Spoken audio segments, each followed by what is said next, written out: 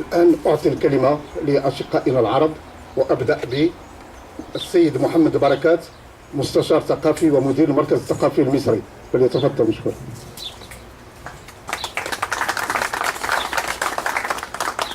بسم الله الرحمن الرحيم. الحقيقة أنا ما كنتش مجهز كلمة، لكن لما جيت الحدث الرائع فلقيت إن شيء يدعو للفخر إن في بداية كلامي أوجه شكر خاص وتحية للأستاذ محمد البكيلي على هذا الفضاء الرائع اللي يجمع فيه النخبة من الفنانين الرائعين من كل البلاد العربية ومن المغرب المملكة الشريفة. والحقيقة أنا جيت برسالة إلى كل الفنانين التشكيليين في المغرب وفي البلاد العربية بدعوة ليوم الخير والوفاء، دعوة لمشاركة الفنانين التشكيليين في مساهمة مجتمعية لصالح مستشفى سرطان الأطفال بالرباط. مستشفى سرطان الأطفال عن طريق تبرع بأحد الإبداعات أو أحد اللوحات للبيع بالمزاد العالي لصالح المستشفى. ولن أجد مكان ولا مناسبة أفضل من هذا التجمع الراقي في مؤسسة البكيلي وفي بيت محمد البكيلي اللي بوجه له، اللي هو رمز من رموز الفن التشكيلي في المملكة الشريفة، وبأوجه له تحية خاصة، واسمح له اللي يقبل مني هدية بسيطة من المركز الثقافي المصري لسيادته بناء على المجهود الضخم اللي بيبذله كل سنة لتجميع وإرسال رسالة الفن التشكيلي في المغرب والبلاد العربية.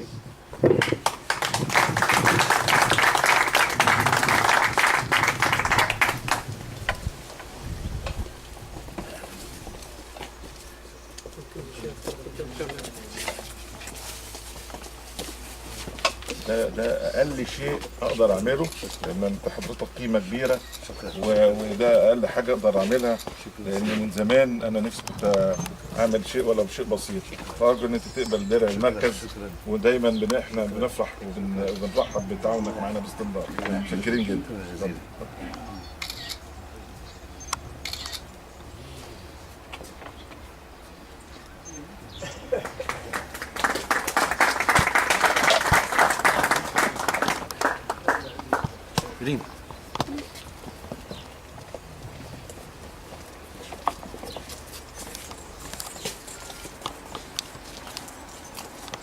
إذن بعد كلمة مصر الآن مع كلمة العراق في شخص الأستاذ محمد منعم الفقير، مستشار بوزارة الثقافة العراقية، فليتفضل مشكور.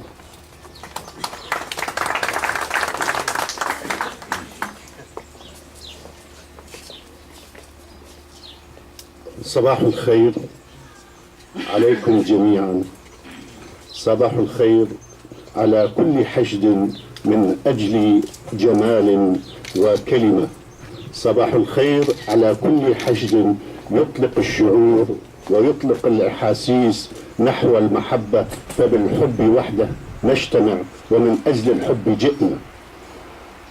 أولا أنا أود أن أشكر مؤسسة محمد البكيلي على هذه البادرة الطيبة، وبادرة أيضا هي للمرة الثانية وتتكرر أيضا بوجوه جديدة وتوجهات جديدة وأيضا اتجاهات جديدة نأمل أن نراها لكي تثري الحياة التشكيلية العربية.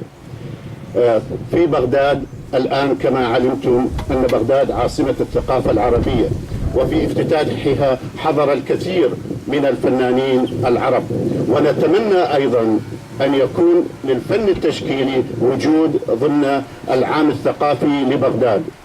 وهناك الملتقى العالمي للفن التشكيلي سوف يكون بإشراف وزارة الثقافة دائرة الفنون التشكيلية في شهر أكتوبر من هذا العام، والدعوة موجهة إلى الجميع. وهناك لدينا زملاء بوزارة الثقافة سوف يقومون لمن يحب بإعطاء بعض البيانات الضرورية لأجل الدعوة والتوثيق. وإننا ننتهز أيضا هذه المناسبة لنعرب عن شكرنا لمؤسسة البكيلي ولكل الجهات المغربية التي تنفتح على العراق الثقافة والفن والفكر، وهذا سوف يعيدنا إلى سابق العلاقات الثقافية التي من شأنها أن تجمعنا من أجل توحيد المواقف حيال ما يتعلق ليس بالوطن العربي وحسب وإنما في العالم كله. إن صيانة السلام العالمي يبدأ من هذه المنطقة، وأيضا كل مبادرة طيبة سوف تساعد على تكوين رأي عام محلي عربي وعالمي ضد كل أشكال العنف التي تتسبب في إلحاق الضرر بالناس وممتلكاتهم وحياتهم وتضر بأحلامهم وتدخل بشكل سافر في تطلعاتهم وتقدير مصائرهم وخياراتهم. وكما أيضا لابد من الإشارة أن الفن التشكيلي الذي نحتفل به اليوم هو يجب أن نطلب أن يكون مادة تدريسية ليست لتعليم الرسم واستخدام الألوان، لكن في شق منها هو تعميق الثقافة للفن التشكيلي، أي نظري ثقافة مجتمعية، أيضا البحث عن جذور الفن التشكيلي في الطبيعة ليتمكن الناس من تكوين صياغة وتكوين ما يغلف وجدانهم من لون وأيضا من تدرجات لونية تساعدهم على تكوين مواقف إزاء الحياة عموما. ولكن تبقى الكلمة التي المهمة جدا، هو أن وزارات الثقافة في الوطن العربي نتمنى أن تتخلى تدريجيا عن دورها المؤسس والمنظم للفعاليات الثقافية، وأن تأخذ المبادرة منظمات المجتمع المدني والجمعيات الأهلية، ومن ضمنها مؤسسة البوكيلي وزملائها نظرائها من المؤسسات، لأن المنظمة المجتمع المدني والجمعية الثقافية الأهلية هي الأقدر على تقدير نوع الفن ونوع الفعالية، لأنها الأقرب إلى نبض الناس وهي على تماس مع المعطيات الواقع.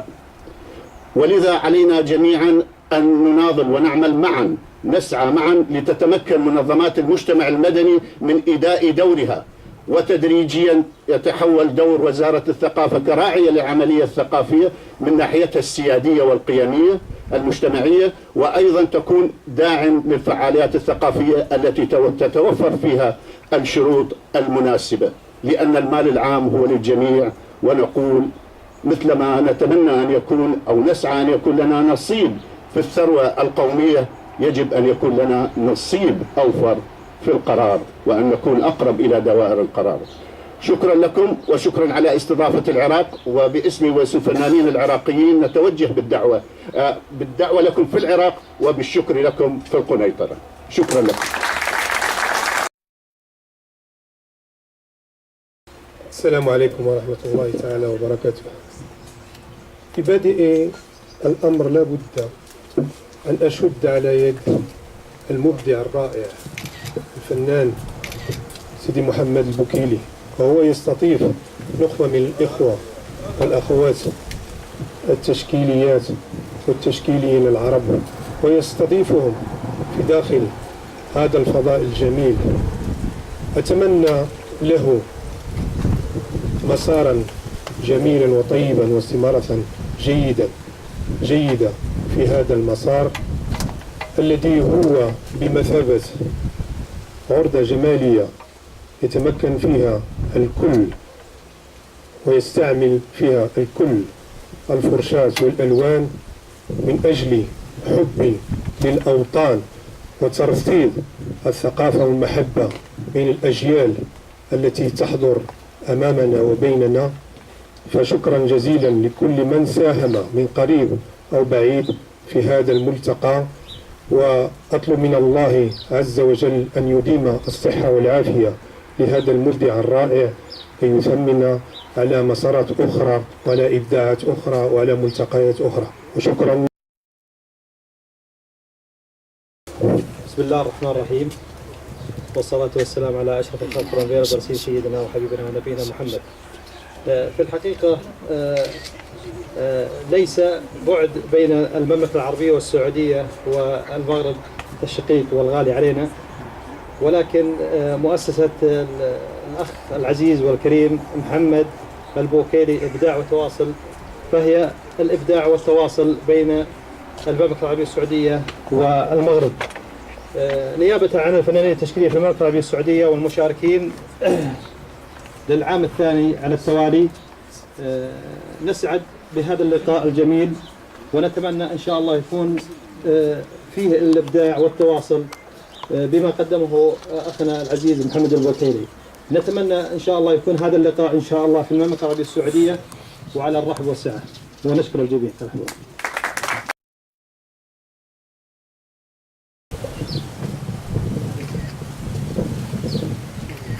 السلام عليكم ورحمة الله وبركاته. أولا بعد السلام والتحية أقدم هذه الوردة للذي دعانا إلى هذا المكان وجعلنا أن نجتمع ونلتقي على الحب والتفاؤل والأمل من خلال ألواننا التي سوف ننجزها من خلال هذا الملتقى. للسيد طبعا محمد البوكيلي، فهو هو الذي عرفنا أكثر وأكثر على المغرب مع المملكة المغربية. فهو طبعا كنا كلنا نعرف المغرب من خلال طبعا طبيعته وناسه وكذا، ولكن هذه الملتقيات جعلنا أن نتعرف على المثقفين وعلى الفنانين وعلى المبدعين في هذا البلد الحضاري، البلد الذي يجمع كل العرب في هذه الملتقيات. وشكرا.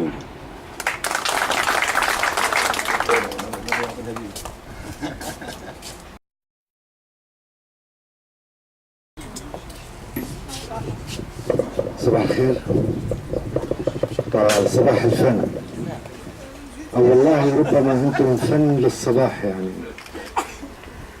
شكرا لمحمد بوكيلي بشخصه، شكرا لعائلته الكريمة، للمرة الثانية يستضيفوننا بحسن ضيافة غير عادي حقيقة يعني.